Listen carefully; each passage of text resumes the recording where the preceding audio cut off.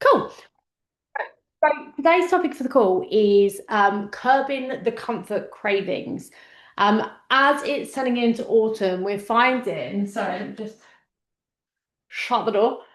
We're finding more and more people are starting to find those habits again, those little habits that we'd curbed over the summer. And they're slowly starting to creep in, which is, I want to say, first of all, which is really normal this time of year. As it gets to what I call the cozy season, um, we notice more like reaching for crisps, cakes, cinnamon buns, spiced lattes, like all these sugary stuff slowly starts creeping in because ultimately we get a little bit more tired, we get a little bit more cozy. We want to opt for the higher carb options. But here's the thing, whilst I don't ever want people to restrict what they're eating, I think that it's important that we kind of nip it in the bud before it takes control of over our fitness goals and it causes us to take a dive up. So let's talk about it as opposed to trying to ignore the topic. So ultimately, this is for you if those food habits are sneaking back in. You're starting to switch your salads, so your fish and meats and salads, for gravy and mash, maybe pie and mash or sausages and mash. You're slowly seeing those carbs start creeping back in. Now, I'm not anti-carbs, but it's that different kind of wintry carbs, like the mash, jacket potatoes, pies.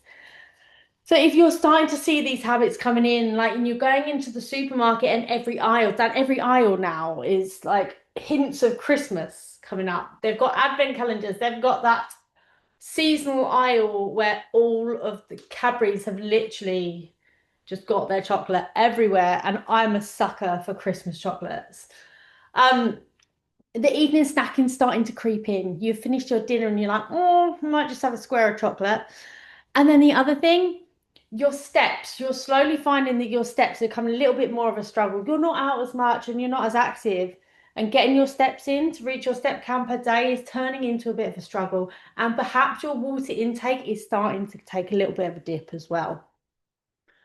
So, what we need to do is we need to start becoming aware. It's time to become aware of where we are right now, where we want to get to, and how we're going to get there. So, first of all, now the days are getting shorter. We're having less light exposure, which typically will mean you'll have lower energy and lower mood. When we've got lower energy and lower mood, we're more inclined to start craving for the carbs, for the sugar, because ultimately your body is in search of a little bit of energy. The second thing, the colder weather means that we naturally want warmer food, and that often is associated more with heavier foods and comfort foods. And the third thing is as it gets a bit darker and it's a bit colder and winter is looming, we're spending more time indoors, which typically means we're moving less, which means we aren't as thirsty, therefore we're drinking less. So we're not as hydrated, and therefore we can't recognize whether it's we're thirsty or we're hungry. So we go and reach for the food instead of actually drinking water because your brain is thinking you're hungry when actually you are just thirsty. So here, how are we going to focus this? We need to basically realign our focus. We've let it go a little bit loose for a little bit, and now it's time to draw it back in. And that is the most important thing to do. So first of all, we're going to realign our focus. I want you guys to be thinking, and now have a pen and paper and write this down as you're going through. So I want you to be rethinking about your focus. So first of all, what is that main goal that you want to achieve? Where is it you're going? Where is your bus taking you to? I then also want you to then be thinking about those weekly goals that you set, the 3 weekly goals you set. How are they going to get you there? Are you staying on track week on week? If you're falling off track, what are you going to do to remind yourself of those goals each week? Are you going to put it on the wall? Are you going to have it as your back screen on your phone? How are you going to keep on track of those goals and hold yourself accountable to getting them? Do you need somebody to hold you accountable to getting them too? Why does reaching your main goal matter beyond the number on the scale. Let's say scales are irrelevant, scales are out the window. Why is this important to you? Why is it important to you to maybe get fitter, stronger, lose weight? What is the driving force behind it? Why do you want to get there? And how do you want to feel right now? Do you want to feel sluggish, tired, feeling a little bit crappy for having too many carbs? Or do you want to feel good?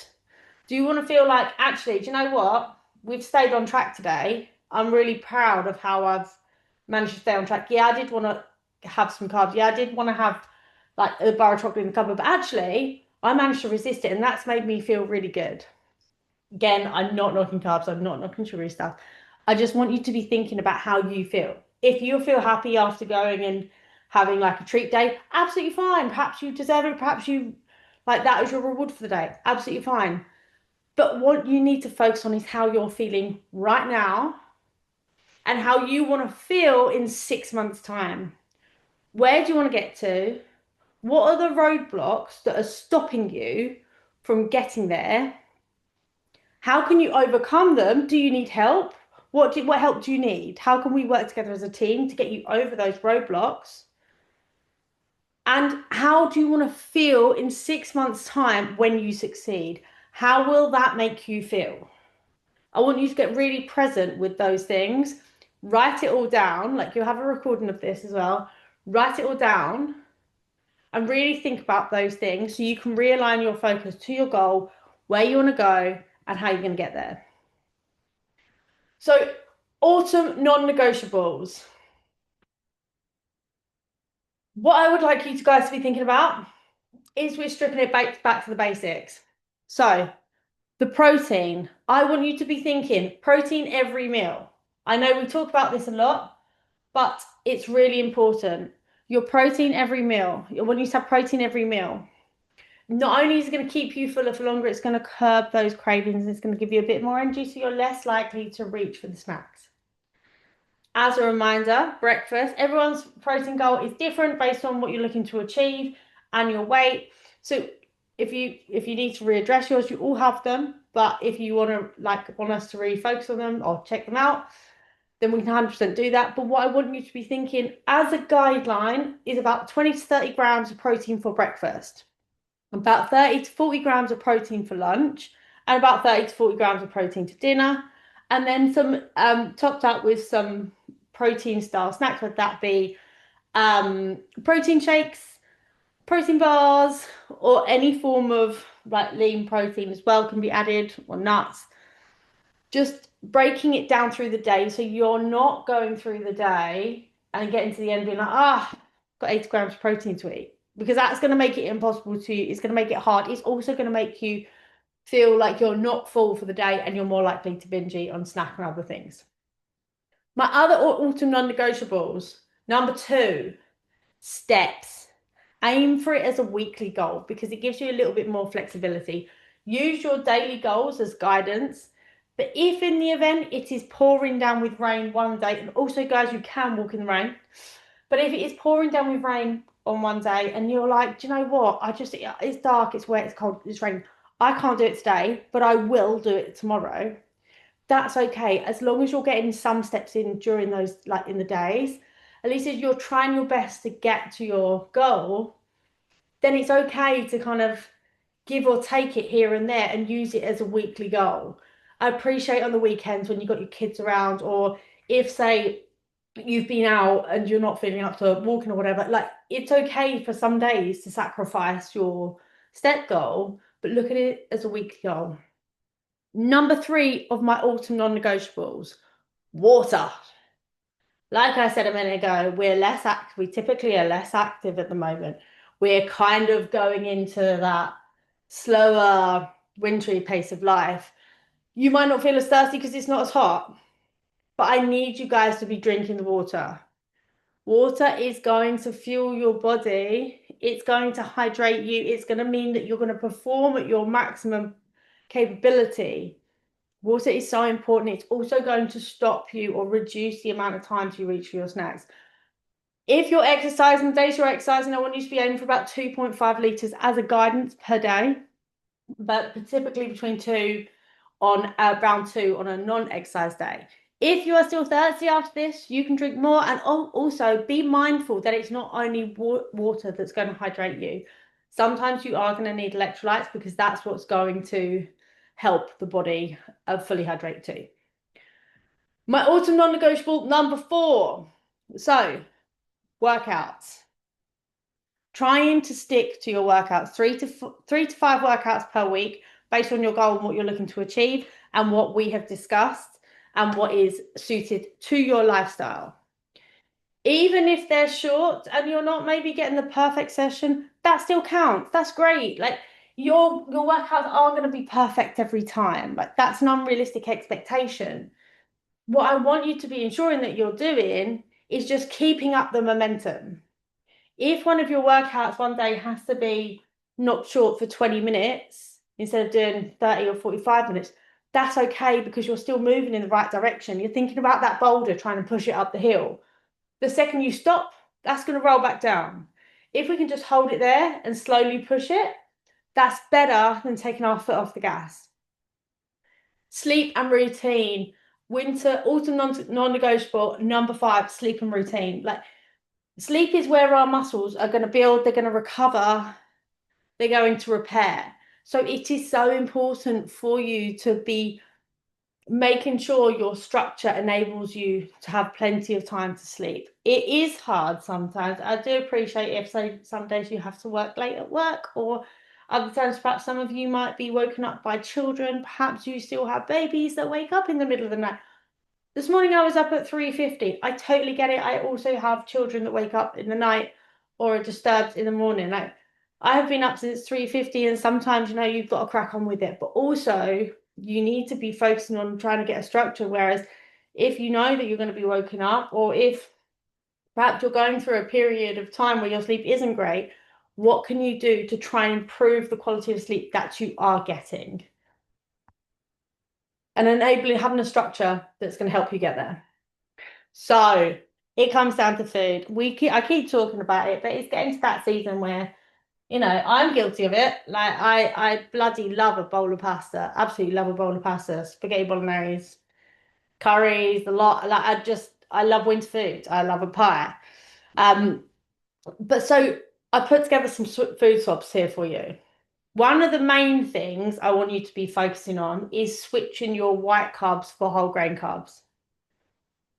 Like white rice for whole grain rice, white bread for whole grain bread, white pasta, whole grain pasta. So that's going to give you longer term energy. It's not going to spike your insulin levels as much. And the reason that is important is because if you're spiking your insulin levels, it prevents you from losing fat. If your insulin levels are high, your gateway to your fat loss is shut. If your insulin levels are low, the gateway is open. So ultimately, we want to be trying our best to reduce our insulin levels so that our gateway is open to fat loss. So that your body's not necessarily taking it from muscle mass. Other swaps. Looking at different types of beef and lamb stews. Perhaps looking at things like changing them to leaner meats, adding in plenty more vegetables, maybe having lentil-based stews, maybe dal. So you've still got that warm, wintry meal, but it's not perhaps using so much of like the flours, milks, butters, and it's basing it on maybe lighter style of ingredients. Pumpkin spice lattes. Now, I am a sucker for a coffee that has got some form of winter flavored syrup. I don't know why. I don't do it any other time of the year. But as soon as the word pumpkin spice latte comes out, I'm in. I'm right in there. But we've got to start being mindful about the sugar content in some of these things. Once you've added in like a pump of syrup, if you've got full fat milk as well. I'm not against full fat milk. I'm really pro full fat stuff, but if you're looking to lose weight, then you need to just be mindful more so of the syrup, the sugary side of things. Coconut, swapping things like coconut-based curries for tomato-based curries, that's a really easy switch. Looking at things that have, say, got mashed potato on top of them, opting for having things like carrot, potato, sweet potato mix, mash, sweet carrot and sweet potato mash, or like carrot and sweet mash, just mixing it up a little bit. If you're going to go for things like pies, I love a pie. If instead of having like double crust the whole way around, just having the pie base in and having the pastry on top. So you've not got all of the underneath. Yeah, I know it might not be as nice, but sometimes something's got to give. Cakes, pies. How many times have I said the word pie? I said the word pie so many times. Cakes and pies, opting for things like crumbles. So fruit crumbles, like homemade fruit crumbles with using like an oat topping instead of loads and loads of sugar on top. Puddings, opting for say like home stewed fruit with that have got less sugar in them, maybe honey, and more with Greek yogurt. So let's focus on hunger, habit, or boredom.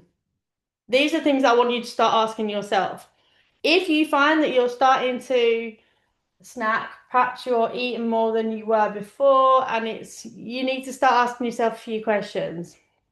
Number one, key questions to ask yourself when you start feeling like I've eaten, but I'm now going to eat again. Question number one, have you had enough protein today? I want you to look through your food log, look through your day. How much protein have you had? If you're on track for the amount of protein that you've had, then perhaps you are full. Have you balanced? Second question, have you balanced your meal with fiber? Fiber is also going to help keep you fuller for longer. So protein and fiber together are going to keep you fuller for longer for that long-term energy. Number three, question, how was your sleep? Are you sleep deprived? Have you had a bad night's sleep? Might that be what's holding you back from might that be what's making you maybe reach for the carbs, maybe reach for the quick fix energy? Question number four, is your body chasing the energy? So if you're saying like you've had enough protein, perhaps you've had decent amount of fiber, your sleep's been all right, and like you don't know if your body's chasing energy. I would say if you're saying yes to all those things, you're eating out of habit or boredom. Your body doesn't necessarily need that food. There are going to be times, of course, where yes, you might be a bit hungrier, but if you're doing this every day and you're noticing these patterns are creeping in, then that's typically going to be a habit. If you're working from home and it's a bit colder around you and you're thinking, oh, actually, do you know what? I'm just going to go and look in the fridge. Again, boredom or habit. It's probably not hunger. So what you need to start recognizing is like cue, routine, reward. You need to be like thinking of practical ideas of how to break the habit. So first of all, I want you to be thinking of like the cue or the trigger, whatever you want to call it. What is prompting the habit? Is it stress? Is it boredom? Is it lack of energy? Is it that you're just kind of looking for something to do? And then second thing, when it comes to routine, the behavior itself, like what is it you're doing? Is it that you're feeling bored? So you've got into routine of where you're going to reach for chocolate? Or is it that you are in a mode where you want to relax and then you are wanting to reach for chocolate or crisps or something like that? You need to start recognizing the patterns that are forming. And then once you've reached that chocolate, the reward that you're getting, what's your brain getting out of it? Is it comfort? Is it getting energy? Is it you're at work and you've gone to the fridge and your brain's getting that distraction because you couldn't possibly sit and read any more emails? You've got to start putting together the pieces of what the cue is, what the routine is, and what the reward is. And once you start recognizing this, we can then start breaking that habit, which is the most important thing, because once you start breaking that habit, you're not going to be doing those things. Makes sense because you're breaking the habit. What a silly way for me to explain it. But if you start changing your environment, so say in the evening, let's give an example, like you've eaten your dinner, because this is a prime time that you guys tend to talk to me about in the evening, you're wanting to reach for chocolate or a pudding.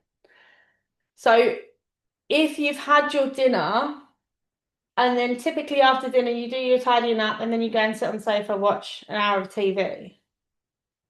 That in itself is like your body, you've done, so you've done, had your dinner, and then your body is like looking, maybe it's wanting a bit of comfort or something. So you then gonna go and reach for that food, and you know that it's in a specific cupboard, so you go to that cupboard. And then the reward your brain is getting from that is the comfort and the relaxation element of it. So to break the habit, you need to be changing your environment. So say you've eaten your food and then you've done your washing up. If you were then to say, instead of going and sitting on the sofa right there and then, say go up and have a bath, then that in itself will stop that routine of you then sitting on the sofa and going and getting chocolate. So it's kind of like just wiggling things around a little bit. A second thing you might want to do is say, this is something that always helps me, is if you still want to go and sit on the sofa, but then you go and get the chocolate, either change your cupboards around. Like I have for me, I call it my crap food. That's what my mum used to call it. But so if you like, instead of having anything like that on eye level, it goes right on top shelf for me. I can't reach the top shelf of my cupboards, and if I do, it's got to be on like tiptoes and like really trying to hook things down. So I have to go and get a chair. At which point I'm then like, do I really want this? I've got to go and get a chair to go and get this down. It really clicks something in my mind. So I'm like, actually, do you know what? I don't need to be eating this. If I've got to go to that much effort, it's not something I need. Pot of Nutella goes right to the back of the spreads, because otherwise if that's at the front, I'm going to sit there and eat it like straight out the jar. So it's trying to do things that are going to stimulate your brain to double guess if you need to do it or not. Another thing, putting post-its on the doors, making notes, making photos, perhaps a photo of a dress that you want to get into or how you don't want to look. So doing something like that that's going to trigger your brain and break that habit. Other things you might want to do is like, I know actually a couple of the girls do this. After dinner, they go up and they'll brush their teeth, because the last thing you really want to do is go and eat more food straight after you brush your teeth, right? Or it might be that they'll have a mint tea after their dinner, because again, you might not want to necessarily eat chocolate after that. Or like I said before, go and have a bath, break the routine altogether, completely switch it up, do something else relaxing in the evening. If you are going to eat, which I'm not against you guys eating after your dinner, because I love some form of pudding or something to eat in the evening. But if you are going to do it, just be thinking about what healthier alternatives you can go for. Like instead of having regular chocolate, can you have a couple of squares dark chocolate? Or like, is there a healthier homemade alternative to like a protein bar, something like that you can have, that's going to contribute to your protein intake, but also at the same time, it's going to satisfy your want for food or for something nice to eat. And lastly, ask yourself, do I actually need to eat this? Do you know what? 9 times out of 10, the answer is probably no, but sometimes it is actually just really nice to have those extra bits. Um, and I don't want to cut these things out of your life completely, because ultimately, one, life is for living. Two, it's for enjoying. Food is there to be enjoyed. And if you're going to cut everything out that you don't want, then it's going to really be harder for you to stay on track long term. We've got to be real about these things. So I will be done soon, but I had a lot to talk about today because I had a lot coming in over the week and from last week's check-ins. And they all kind of link together as one topic. So I will be continuing on, and it's just going to be a bit longer. So I hope that is okay. So steps. Steps, as it gets darker, get a bit harder to fit in. So I wanted to give you some ideas of really simple ideas of how you can potentially get some more steps in. So typically darker days often lead us to have lower activity levels. So things that you can do: get off the train or the bus one stop early. I know that I think it was Mark who started walking to school instead of getting the bus, like perfect. Step like set yourself a weekly step goal. So you've got your daily as guidance, but then you're looking at it as a week. So on those days, yeah, it might be really pouring rain, you don't want to go out and do them. Then you've got the weekly to fall back on, but just make sure you're getting them done and don't leave all of your steps to do on one Sunday because like that's not fun for everyone. Do make sure that you're spreading them out through the week, but it doesn't have to be textbook every single day as long as the week is good. Um, can you take your calls or like can you do some work while you're on a walk? Or can you go on a walk during your lunch break instead? Can you add in an extra weekly run? If say you're doing say 3 workouts a week, could you add in a possible like 20-minute run at some point later on in the week or during the week? Is that possible? Could you run for a commute? Like just little things to be thinking about. Could you swap, say one time that you sit on your phone scrolling, could you go for a walk instead? Or if you're standing still and you're scrolling on your phone, can you walk and scroll? Like things like that. Can you do a job while you're doing a job kind of thing? Um, walking instead of taking the car. And also for those of you that got your walking pads, get them back out now. It's winter time. Start walking on them. Mine is still in the box, still not done anything, but I will get it out soon. I will be getting it out soon. So my final thing to wrap this up is this is all about momentum. You reaching your fitness goal is about doing little things that are going to keep you moving in the right direction, keeping the momentum. The second your momentum is broken, it's going to be harder for you to restart again. So even if you need to slow down, but just keep pushing. Don't take your foot off the accelerator because it will be harder to get started again. Review your goals, get them really into you so you really know what path you're taking, where you want to get to, and how you're going to get there. If you need help, know that I'm always here to help you trying to reach that goal. Just talk to me, have communication with me, and let me know how I can help you if we've not already picked up on something already. Review your routine and structure. Make sure that it's working for you and your fitness is working around your routine, and make sure you're getting time to you're getting early nights as well. So you can get your sleep in. Keeping your habits simple, consistent, and make sure you're being realistic about it. So it's not about restriction. None of this is about restriction. This is about you being on a sustainable journey to reaching your fitness goal. We work together to try and get you there. So please, if there's anything more I can do to help you guys, whether that's like physically getting there or whether that's like mindset, motivation, you need a bit more accountability. I'm here for you guys to help to talk to me. I'm here to help you guys. And in a nutshell, I've rambled on now for 31 minutes, I think it is. So if there's any questions, we can catch up with any questions that you might have. I'm going to thank you guys so much for listening on Instagram. I'm going to head off now and speak to these guys with their questions.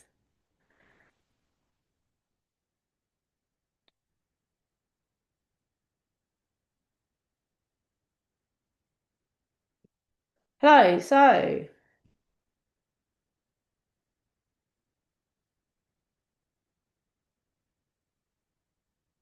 I'm just going to pause the recording 2 seconds, guys. To pause.